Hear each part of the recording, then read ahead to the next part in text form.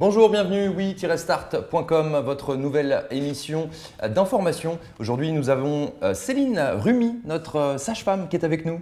Bonjour. Bonjour Céline. Je n'ose pas toucher mon bébé de peur de mal faire. C'est une question récurrente qui est sur notre site.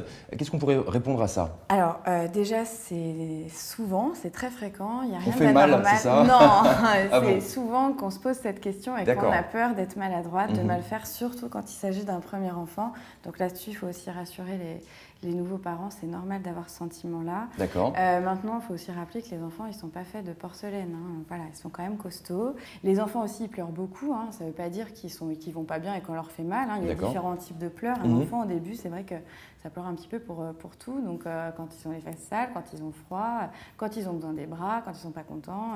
Donc, il ne faut pas s'inquiéter, hein, quand l'enfant il pleure, il faut prendre le temps. Moi, souvent, ce que je conseille aux parents aussi, c'est pour se rassurer et puis pour descendre un petit peu en pression, c'est de ne pas hésiter à parler à leur bébé, leur dire en fait quand on ne sait pas ce qu'ils ont, leur dire que des fois on doute, qu'on est un peu maladroit. Maman, elle s'est un peu, voilà, elle a mis le body à l'envers, désolée, je suis obligée de le renlever, de le remettre, je sais que tu as froid, mais voilà, pas hésiter à leur parler, ce qui permet de redescendre un peu en pression. L'enfant derrière, il le sent, donc il sera un petit peu plus calme. Et il sent le stress, le bébé, le nouveau-né, est-ce qu'il peut sentir les ondes? Alors après, il ne faut pas non plus les culpabiliser en disant « Mon Dieu, je suis stressée, mon bébé, il va stresser aussi », parce que voilà, il ne faut pas rentrer là-dedans non plus. Mais oui, effectivement, quand quelqu'un est un peu plus serein, et c'est pour ça qu'il faut leur parler, pour redescendre un petit peu en pression. Oui, l'enfant le sent quand même, se sent un peu plus en confiance quand la maman ou le papa est un peu plus calme, prend le temps, et voilà. Donc, je pense qu'il ne faut pas hésiter à les rassurer. Et puis, c'est vraiment un auto-apprentissage, hein. Vous apprenez de votre enfant, mais votre enfant, il apprend aussi de vous. Donc, petit à petit, il va être aussi capable de vous rassurer. Et puis, je crois que vraiment, il faut insister quand même sur le fait qu'à partir du moment où les gestes sont faits avec un peu d'amour et d'attention, on ne peut jamais faire mal à son enfant, quoi. Voilà. On est d'accord. Il n'y a pas un livre comment s'occuper de son bébé en 10 leçons. Alors, il y en a plein. Alors ça, voilà. Mais il y a au secours, on oublie ça. Non, mais après, c'est vraiment, ça va venir avec le temps. Vraiment, vous allez apprendre de votre enfant, vous allez apprendre confiance aussi en vos gestes. C'est normal qu'au début, on soit un peu maladroit. La couche, elle est mal mise. Au pire, il y aura du caca partout. C'est pas la fin du monde. C'est pas la fin du monde, non. Absolument. Une autre question également sur notre site. J'ai besoin de repos, mais impossible. La famille débarque tous les jours. Ouais. Le bruit peut-il gêner mon bébé ? Alors, ces problèmes de visite de famille et de repos, ça se pose aussi souvent. C'est vrai que l'accouchement, enfin la naissance d'un enfant, c'est une étape dans la vie du couple, mais au sein de toute la famille entière. Oui, hein, c'est... On a quand même souvent envie de partager ça avec sa famille, alors que ça vienne de nous ou de la famille elle-même, hein, peu importe. Et c'est vrai que des fois, c'est un petit peu difficile, dans le sens où après l'accouchement, la maman est vraiment épuisée. Quand elle rentre à la maison, je pense qu'il faut vraiment du temps, savoir se reposer. C'est vraiment les parents, le premier mois, qui vont se mettre au rythme de l'enfant, hein, parce qu'il ne fait pas encore ses nuits, tout ça. Donc, quand il dort, il faut que les parents dorment, parce que souvent, la nuit, c'est un petit peu plus sportif. Ouais. À partir du deuxième mois, ça commence un peu à changer. C'est l'enfant qui se mettrait un peu au rythme des parents. Mais au début, il faut vraiment prendre le temps de se reposer. Donc, je pense que ça s'anticipe un petit peu avec la famille pour pas créer le malaise non plus au sein de la famille. Oui, leur dire attention. Voilà, leur dire en amont, avant l'accouchement même, leur dire bon bah voilà, je sais que ça va être un peu, je vais être un peu fatiguée.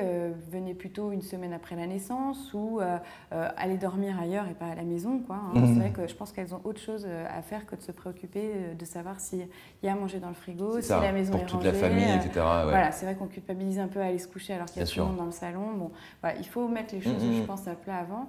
Et puis, l'arrivée de l'enfant à la maison, c'est aussi le moment où tout le monde retrouve une place. Donc la femme, il faut qu'elle trouve une nouvelle place entre sa vie de couple et sa vie de mère.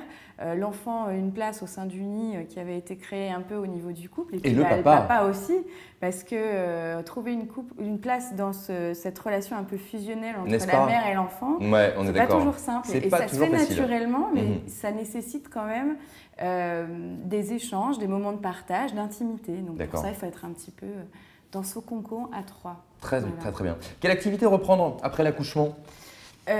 Alors, activité, je ne sais pas si ça voulait dire activité sportive ou… Bien, je ne sais pas. J'ai pris une question au hasard sur notre site et je me suis dit, tiens, je vais la poser et je vais voir quelle réponse je vais avoir. Je pense que ça peut être que ça, hein. Activité, voilà, parce qu'après l'accouchement, après son congé maternité, on retourne travailler normalement. Oui, ça doit être certainement… C'est plutôt pour une activité sportive. Alors, généralement, le premier mois, on ne conseille pas grand-chose à part de la marche, vraiment, pas de porter de poids, de charge lourde, vraiment faire cool. Et l'activité sportive, vraiment… en elle-même souvent est recommandée après la rééducation du périnée. D'accord. Qui se fait 1 mois et demi, 2 mois après l'accouchement. Donc ce sera vraiment à partir de 3 mois après l'accouchement où vous pourrez vraiment reprendre quelque chose. Et perdre les kilos qui ont été pris. Oui, alors voilà, c'est ça. Alors après, c'est vrai que 1 mois et demi après, on peut autoriser la marche, le vélo et la natation.